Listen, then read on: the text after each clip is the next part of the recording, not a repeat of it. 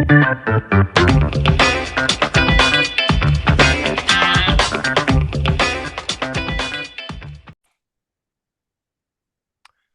right, welcome back to another episode of the Real Estate Investing Club. Today we have Wyatt Simon with us. Wyatt is a multifamily man with over $20 million in assets under management. He is here to talk about the BRRRR strategy, which surprisingly we don't often talk about here, and I feel like we are remiss because that is really what everybody should be doing. We were just talking before we got on the show. I haven't done it often with my own properties, and I should be because there's so much money being left on the table. So Wyatt, I'm super excited to jump into this. Thank you very much for hopping on the show. Dude, thanks for having me. Dave, I'm excited. It's going to be a good one. I told you before we got on here, we like to start with stories, and I'm sure you got a good one. So take us to the beginning of your real estate journey and tell us how'd you get started in real estate? So how'd I get started in real estate? Bought a duplex, lived in one side, rented out the other. You know, it was like everybody said, Awesome. 22 years old, just wanted to reduce my expenses and do that thing. So after that, I said, okay, I wanted to buy real estate because I read Rich Dad, Poor Dad, but there's a problem. I didn't have any money. I was 22 and I just used an FHA loan to get a duplex with my little money that I had. So I was like, okay, how do I do this real estate thing? And I discovered this BRRRR strategy, which I'm sure we'll talk a lot more about today. But this BRRRR strategy allowed me to buy assets on credit lines, improve the assets, and then pay back those credit lines. And so, quote unquote, I could buy these things for free. Yeah. And that was my ticket. Once I figured that out, I was like, okay, I'm just going to use this strategy and do it as many times as possible to pick up these assets. Perfect. I love it. So you got started 22, you did house hacking. I did this exact same thing. I got a duplex, lived in one side.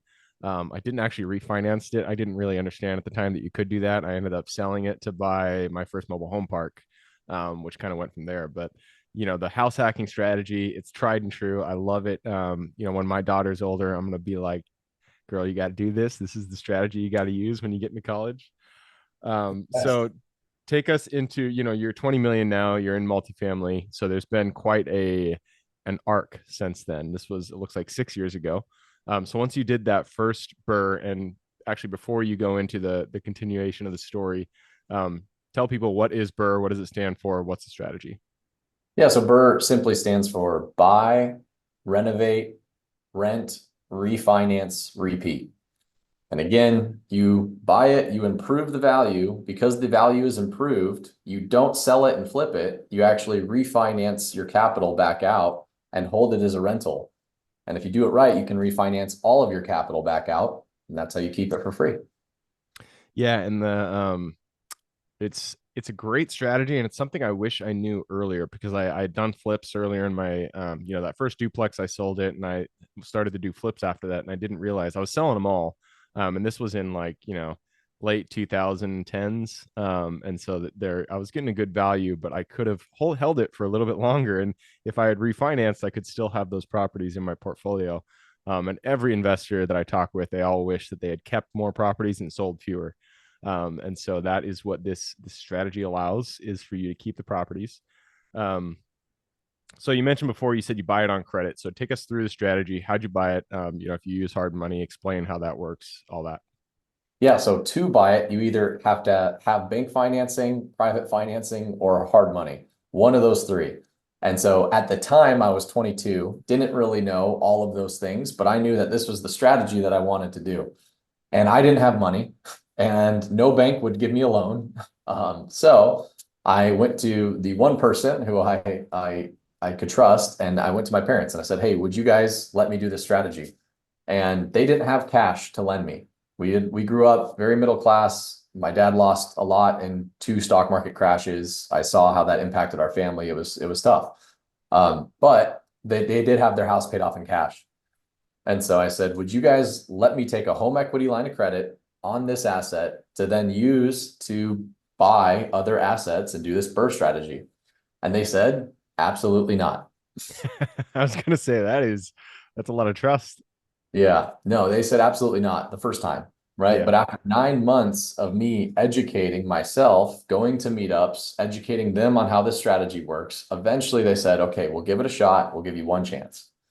And I took that chance. I ran with it. It took me 6 months of making offers on the market and I was getting, lowball offer after lowball offer. I worked through 3 different realtors. No one wanted to work with a 22-year-old trying to put in these offers, but finally someone said yes. And I got a property.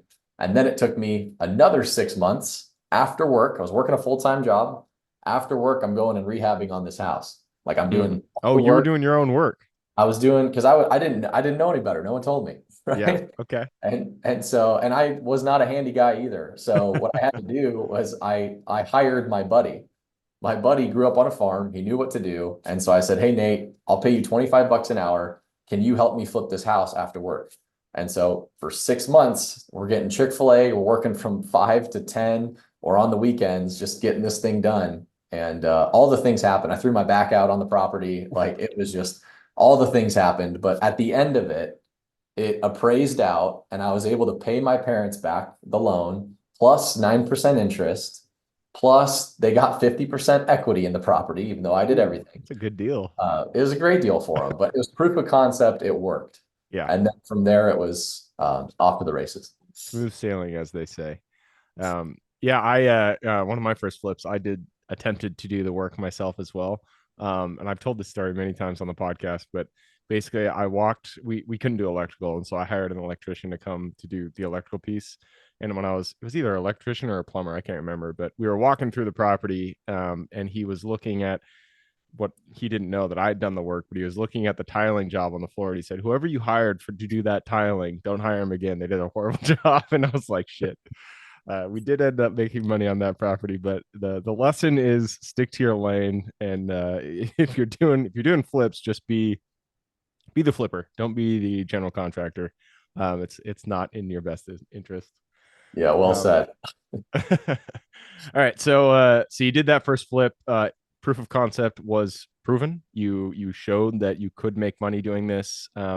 After that, it sounds like you got into multifamily. How'd you scale it from that first deal that you did? So from the first deal, the next year I did about 3 deals. I was still just kind of doing this part-time. I got red tagged by the city. So I was forced to actually hire contractors. And Mm. that's what unlocked a layer for me, right? Which is who, not how, and staying to the flipper, as you said, because my tile work was not great either. And so then kind of the next solution that I had is it was 3 years into my journey when I got tired of buying single family deals on market. And Mm. so I said, okay, how do I start picking these things up off market? And I ended up partnering with a buddy of mine, and we set up a direct seller system. We started buying 20 to 25 houses a year off market. Very And cool. that was what kind of unlocked. This was all, on the side. I was working a full-time gig, doing this, hustling. And and so that was like the next thing, right? After the single family game, I finally got to a point where in 2021, I was able to purchase a 23 unit. And the light bulb went off when I bought that deal because it was a home run, right? Not everyone That's gets what home you look for. runs, Yep. but it was a home run. And so that was when the light bulb went off. And I was like, wow, the scalability of multifamily is just incredible. And so that was when we started looking to buy more multifamily. And fast forward in the career, now we do have a single family acquisition company where we wholesale, flip, and BRRRR. And then we also have a multifamily acquisition company where we raise capital, we provide awesome returns to investors, and then I control all of it because I got burned with management. So I set up my own management company. So we're vertically integrated. We manage our entire portfolio in-house with our team. And that way, if someone looks me in the face and says, "Hey, here's my dollar. I want you to go make it work for you," I'm responsible for all of it from A to Z. And we're not relying on a third party like a management company to not be, right? Yeah. Yeah. It is. It's ideal to find a third party property manager that is good, but it is so difficult to find somebody that you can really trust and you can trust to do the job well. If you do find them, hold on to them, pay them well because they're worth it. But it sounds like you guys, you learned your lesson, and so you brought it in house, which is a good idea. In fact, the episode right before this one, I met with a gentleman who owns mobile home parks, and he actually outsourced. Well, I guess he didn't really outsource it, but he hired international property managers at a discounted rate to keep it in house, but still pay, you know, a little bit less than you would a third party. So, love talking Interesting. property management, but okay, you mentioned you still have your single family side, and then you also have your multifamily side. So now kind of two sides of the business. On the single family side, you said wholesale, flip, BRRRR. Let's go through that. Those are three different exit strategies. Man, I can't talk today. What kind of dictates which strategy you're going to be taking when you buy a property or when you get it under contract? Yeah, great question. So if we can pick up the property for free, quote unquote free, right? The BRRRR strategy, we'll do the BRRRR strategy. Problem with the BRRRR right now is debt service constraints. And we were talking about this earlier, Gabe, but you said you like your cash flow. Well, if Mm, you're using the BRRRR strategy, you're probably not going to have great cash flow because you're really leveraging that asset. yeah. It's great if you don't have any money and you can just recycle, but if you really want cash flow, then yeah, the BRRRR may not be the best method for you. The way you're going to generate the most amount of cash is with a wholesale or a flip. And so if we can't pick up an asset for free with a BRRRR and have it debt service, then we will wholesale or flip it because we still, want to make a profit on it. We still got marketing costs. And so that's our decision-making criteria. And when you're deciding between a wholesale and a flip, I generally lean towards wholesaling. If I'm choosing between a wholesale and a flip, just because wholesaling is a lot quicker, and it's a lot easier. What is the criteria you use to choose between the two? We will kick it out to our buyers list to see if it's going to make sense for us to wholesale. If we can't quite get the numbers that we think, which we have not had an issue, then we'll flip it. Or if we really, really love the deal and we want to actually flip it and we don't have many other projects going on, then maybe we'll choose to flip. But I would say 80 or 90% of our deals are wholesales, and then we'll flip a very few. Yeah. We've got enough things going on with the management company. Yeah, and that's the beauty of wholesaling is that you really get to choose those, cherry pick those deals that you really enjoy, that you really like, you really want to run through. So yeah, I love it. So let's talk a little bit about multifamily. When was the first multifamily deal you said as a 23 unit? When was that done? That was done in 2021. Okay. And I'll tell you a story that not enough people talk about. But back in 2019, when I was just getting started, I was working for a foundation company and I was running a waterproofing appointment. I go to this apartment complex and this guy greets me. He's smoking, he's cussing. Like, I'm pretty sure he's the maintenance tech. We go down there, he shows me the place or shows me the property and the problem. We come back to his car after I explain everything, and he actually signs the contract. And I'm like, oh, this guy's not the property manager. He's the owner. Yeah. Then I asked him, I was like, hey, do you want to sell this thing? And he said, yeah, I effing hate this place. His name is Russell. And so I had no idea how to evaluate multifamily, but I asked him, I was like, okay, well, how much do you want to sell this thing for? He said $2.4 million. And I was like, I didn't even have like $2,000 in my bank account. Okay. Like, I had no idea what it was worth or how I was going to do that. But he's like, you want me to send me over my financials? I was like, sure. So he And sends you me were his there financials. on a call as a contractor, essentially, Yeah, I was just doing doing my inspections. sales thing, but I knew that I wanted to buy assets and I knew that That's this guy funny. didn't want to own it. So I was like, Yeah. maybe there's something here, There right? you go. There you go. And eventually he sends me the stuff. He calls me a week after and says, Wyatt, are we doing this? And I'm like, I'm still in analysis paralysis. I'm trying to Google anything that I can to figure out, it's saying cap rate and NOI and then you got to divide it. I don't know. It was so confusing at the time, right? And eventually he calls me next week and I'm just like, I'm sorry, Russell, just give me one more week. And then the last week happens and I call him before he calls me and I just say, Russell, I'm so sorry. I don't know what I'm doing. Like, you should probably go somewhere else. And he says, it's too late. I've already listed it. I'm committed to a broker. We're listing this for $3 million. Oh, wow. And then it sold 4 months later for $3.4 million. Oh, man, that's well, see, that's why you got to get yourself educated. I don't all often education is great, but don't get stuck there. But you do have to have a baseline so you understand a deal when you see a deal. But hey, man, I mean, you learned your lesson. You're like, all right, that's never going to happen again. I'm going to know exactly what a good deal is. I'm sure from that point forward, you understood underwriting. You understood how to find or you understood what a deal looked like when you looked at it. Exactly right. Yeah, I got educated. At that point, I figured out, wow, I just missed out on $1 million opportunity. And I knew more than some, because a lot of my other coworkers would have just gone on the appointment and breezed by that $1 million opportunity. I knew there was something there, but I wasn't equipped to take advantage of it. And that's why education is so crucial, so that you can recognize all the opportunities that are truly coming your way in life. Yeah. Well, and kudos to you for recognizing an opportunity. Most people, they wouldn't even consider the option of buying the apartment. You recognize this man was did not like the apartment. He did not want to own it, and so he wanted to sell it. And so, at least you took that first step. So after that deal, when did you get the? That was 2019. When did you get the 23 unit under contract? Yeah, so 23 unit, we closed that in 2021. So Okay. it was a couple years later that we finally got the feet wet on it. Nice. Cool, Yeah. man. So next 2 to 3 years, what does it look like for you? Next 2 to 3 years, well, I guess at this point, we're slowly growing. I grew a lot, and then I had to do a lot of stabilization and building the management company and growing my skill set as an entrepreneur rather than just a sales guy. So that was, a lot of the last couple of years. At this point now, it's just, 20% per year, slow, consistent growth that we can add on without getting super stressed, because it Breaking was the wheels. Yeah. right, exactly. Yeah. So the 20-mile march, if you ever heard of that. Yeah.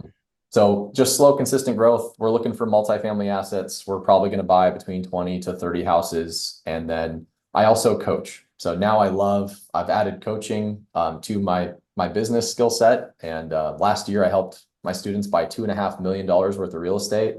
Like, my goal is I really want to create 100 millionaires through real estate. And we're well on our way. So yeah, I love helping people. I've got a book coming out in about 6 weeks too. Cool, man. You got it all going on. That's what I love. And a lot of I don't like to sit still. what a lot of people don't realize, especially on the commercial side, is it does not take that many deals to reach a level of financial freedom that most people are looking for. Most people, when they think of financial freedom, they think like $5,000 to $10,000 a month in cash flow, which is not that hard. And so, if you guys are out there and you want to reach that, start in commercial. I know everybody always say everybody starts in single family generally, but if you start in commercial, you raise capital, you find deals, you can get there pretty quickly. So I like that you're doing the coaching. I've tried that before. It's just I can't fit it into my schedule, and but it's definitely a need out there. So it's good that you're doing that. Yeah, thanks. Well, no kids yet. I know you said you got, That you got is some, that's the change maker. I'm sure it'll happen to you soon. yeah, All right, man. Well, that wraps up the main portion here. It's time to jump into the quick question round. Are you ready? I'm ready. Let's do it. Starts with books or any form of education. Could be movies, could be YouTube channels, documentaries, whatever. Just give me two recommendations: one for general life wisdom, and then one for real estate. Well, for general life wisdom, my go-to besides the Bible is Seven Habits of Highly Effective People by Stephen Covey.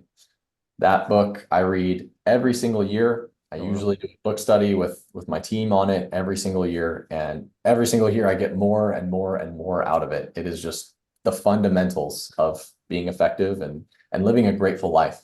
Yeah, that was the first kind of self help book that I read. I was studying abroad in Europe, and I don't remember how I got the book, but I got it somehow, and I was like, holy shit, this is great, and it kind of set me down that path. So great recommendation. How about real estate? For real estate, I mean, I got to stick to my guns. BRRRR Investing by David Green. That really unlocked everything for me. Cool. I don't think I've heard of that one before, so that's a good recommendation. All right, next question is for your younger self. Let's go back a couple years, back to the Wyatt who was just getting started, just looking at that first property. Go to him, look him in the eye, give him one piece of advice moving forward. I would say prioritize relationships over transactions. Good In my advice. life, there have been times where I've prioritized transactions, and yeah, it's just never worth it. Like, it's not like I have like I think I've built a pretty solid reputation and foundation, but the more time that I have in freedom, the more I realize I can truly help people. And the more you listen to people and help them, just the better things that come your way. So it's like, instead of just breezing by an opportunity to help someone because you're transactionally just getting something done, like be open to helping other people and spend the time doing it. Great advice. It is a relationship business. Well, and relationships are all that matter in life. So good advice. Moves us to the next question. This is about the US. It's a big place. There's a lot of opportunity out there. Give me the single metro, the single city you are most excited about investing in today. Omaha, Nebraska. Omaha, Nebraska. There we go. Best kept secret. That has been on a few people's lists. I asked this question to every single investor. We're at whatever episode 460 something, and that has been on a few people's lists. So Omaha, good metro. I actually don't know anything about it. I know that Mr. Buffett lives there, but that's about it. I've heard it's beautiful out there, so that's good. Dude, it's about 1 million in population, and we are now getting in national airports. Our Oh, airports nice. then like $455 million into it, really expanding it out, and we're in the hub, right? So Yeah, right in the it's center. Yeah.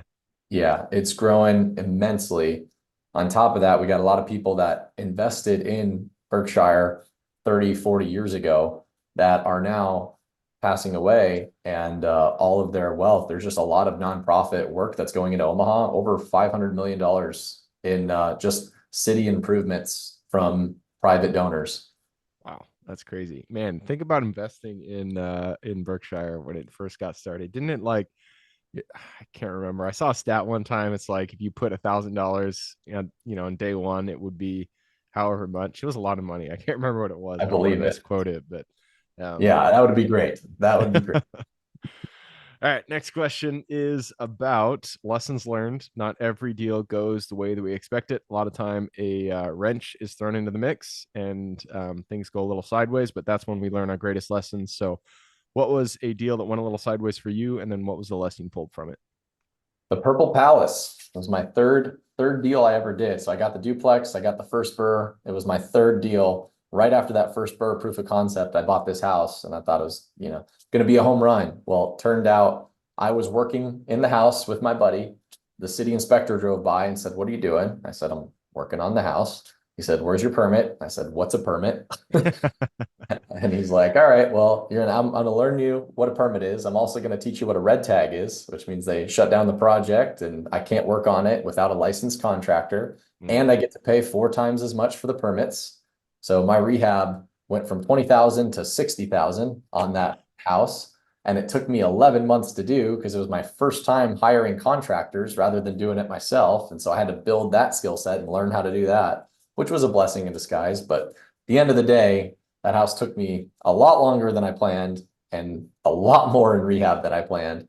And I like to share that story because it's the learning tax, right? Yeah. Everyone pays the learning tax. And this is why I pay for coaching personally, is because you can pay for it if you don't have experience. So I would say if you're starting out in real estate, partner up with experience or pay for coaching because the learning tax is way too expensive to pay on your own. Yeah. Yeah, it'd be ideal if we just knew everything, but that's not how life works. And if the things that you don't know and that you haven't been taught, you're gonna learn at some point in the real life. I'm sure, after that first deal, you definitely pull permits for every deal going forward, or at least got a good contractor in place. So Yeah. Yeah. moves We us to the last question. This is for the listeners. I'm sure people want to reach out, get in contact with you. So a two-parter, where can they find you? And then what can they expect when they reach out? Yeah, so where to find me, go to WyattSimon.com, WYATTSIMON.com. And on there you can go ahead and book a private call with me if you guys want to get together. I'm happy to help, whether you're just starting out or you're a lot more advanced. I mean, I help people that are buying their first duplex, and I've helped guys that are vertically integrating with property management companies that own 100+ units. So I am happy to be a resource for anybody out there. Cool. That is WyattSimon.com. I will put that link in the show notes. So if y'all want to reach out, just click a little more in the description. It'll pull down that full description, and in there you can find Wyatt's link. All right, man. That wraps it up. Thank you very much for hopping on the show. Yeah. Thanks for having me, Gabe. Appreciate Absolutely. it. For everybody who's here with us today, thank you guys for showing up. You are the reason we do this. So if you have any questions, reach out to me, Gabe at therealestateinvestingclub.com. If you want to support the show, just give us a like, subscribe, share, all that jazz. Other than that, I hope you guys have a great week. Keep rocking real estate, and I look forward to seeing you on the next episode.